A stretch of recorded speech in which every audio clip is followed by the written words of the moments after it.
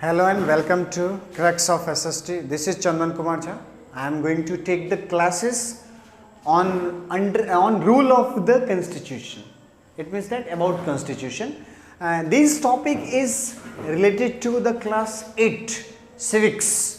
ये topic class 8 के civics से संबंधित है, रोल ऑफ द कॉन्स्टिट्यूशन हम ये पढ़ेंगे। तो इसका मतलब ये मोटे तौर पर जो ये हेडिंग दिया गया है रोल ऑफ द कॉन्स्टिट्यूशन, पहले मैं इसका आंसर ही कर देता हूँ कि why the topics that is opted as a rule of the constitution. तो रूल ऑफ कॉन्स्टिट्यूशन का मतलब क्या हुआ कि कॉन्स्टिट्यूशन का क्या भूमिका है। The role of the constitution is that to constitute the society, to constitute the society or to organize the society and to maintain and to establish the order in the society or in society. That is known as that is the role of the constitution. वो constitution का role है, नहीं ये भूमिका है कि constitution का मतलब है constitute करना, एक जगह करके रखना, नहीं एक organize करके रखना, यही तो रोल है इसका। constitution का रोल क्या है कि organize the society, society को organize करना, नहीं वो जहां पर भी है उसको ऑर्गेनाइज करना। तो सबसे पहले यहां पर आता है कॉन्स्टिट्यूशन, नहीं तो कॉन्स्टिट्यूशन का डेफिनेशन है a set of laws. Constitution का मैं डेफिनेशन है a set of laws according to which any state और ऑर्गेनाइजेशन इज गवर्नेड।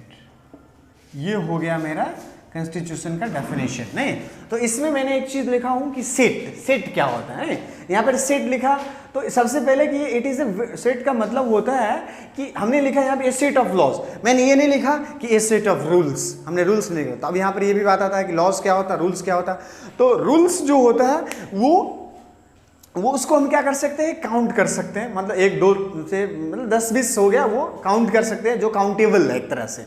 मतलब कुछ वहाँ पर इस टाइप का कुछ नियम कायदे कुछ रेगुलेशंस ऐसे बना हुआ है कि जिसको मैं काउंट कर सकता हूँ, नहीं वो रूल्स के कैटेगरी में आ गया। और लॉज का मतलब हो गया कि वो बहुत विस्तृत वे में है, नहीं बहुत एक वास्ट वे में है, बहुत ज़्यादा है और वहाँ पे वो लिखा गया और वहाँ वो हो गया लॉज। नहीं जैसे स्कूल में होता है रूल है, क्यों क्योंकि 2 4 5 10 होगा तो वो रूल हो गया।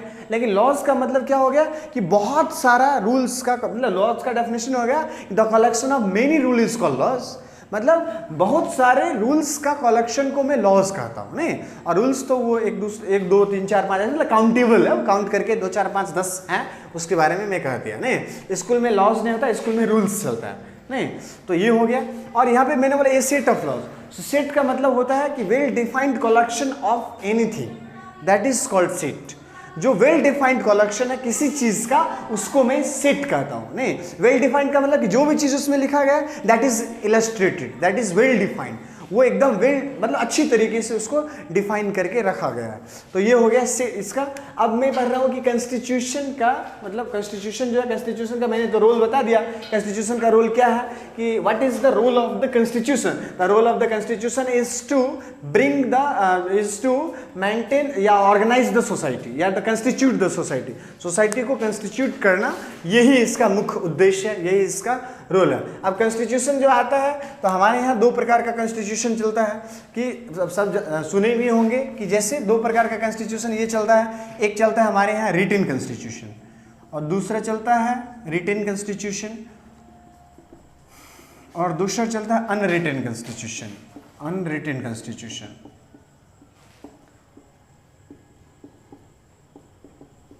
एक हुआ लिखित संविधान, एक हुआ अलिखित संविधान। नहीं तो संविधान तो अब ऐसा बात है कि संविधान दोनों तो होगा, लिखा ही होगा, ऐसा थोड़े कि नहीं लिखा होगा, दोनों जगह लिखा ही होगा।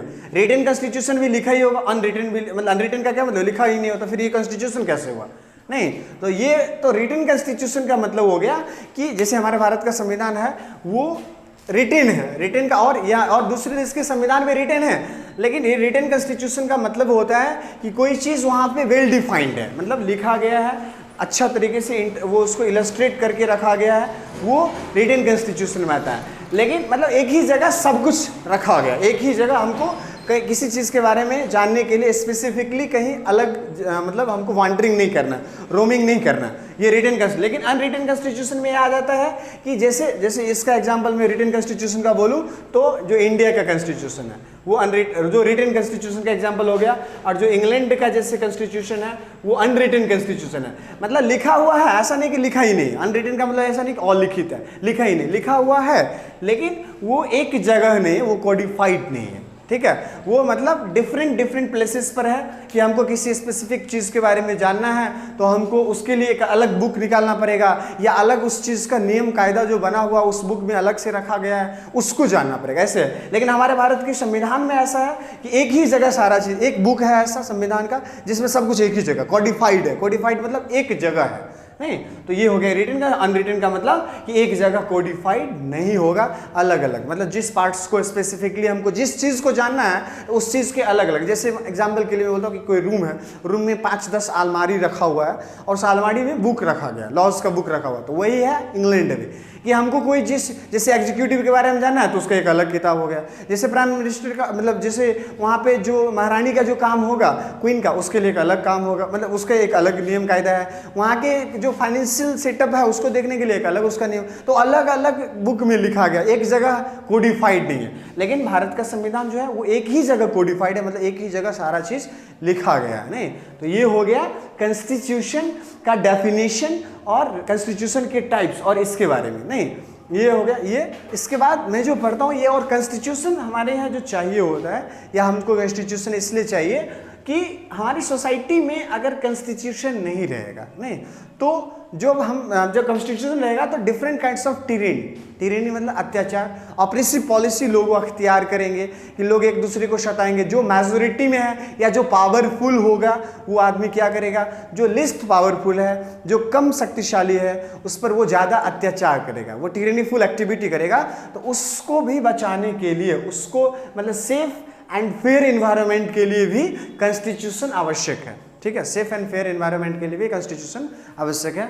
ये हो गया आज के लिए, बस इतना ही, और मैं चलता हूँ। फिर नेक्स्ट क्लास में हम मिलेंगे, इसी को हम आगे ले चलेंगे, और तब तक के लिए चलते हैं, टाटा बाय बाय। और मैक्सिमम लोगों तक इसको सर्कुलेट करिए इस चीज़ को, और सब्सक्राइब करवाइए, जिससे कि बहुत और मैक्सिमम बच्चे इसका एडवांटेज लें, और बाद में अगर ये जानकारी मिले, पढ़ाई अच्छा लगेगा, तो जो बच्चे अपने दोस्तों को सजेस्ट करेगा कि ये क्लास देखो, तो वो बच्चे उसको एक बार मतलब उसके प्रति मतलब एक हम्बल हो जाएगा, या उसको थैंक यू तो कम से कम बोलेगा कि हाँ तो मुझे बताया, ये जो समझ में नहीं आ रहा था वो अच्छा से समझ में आने लगा।